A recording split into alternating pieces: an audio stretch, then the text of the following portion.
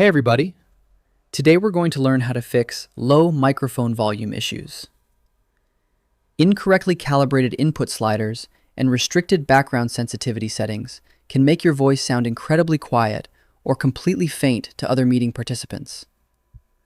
First, launch Zoom and move your cursor to the extreme bottom left and click on the gear icon to open your settings dashboard. Look at the left side category list menu and click on Audio. Locate the configuration section block labeled Microphone. Click the blue toggle switch next to Automatically Adjust Microphone Volume to turn it off so Zoom stops automatically crushing your voice tracking gain levels. Locate the manual input volume slider bar sitting directly above that toggle block. Click and drag the input volume slider handle all the way to the far right side to force your microphone gain up to 100%. Now, move your eyes down to the section labeled Microphone Modes. Click the selection bubble right next to Noise Removal, Default, and click the drop-down menu row underneath.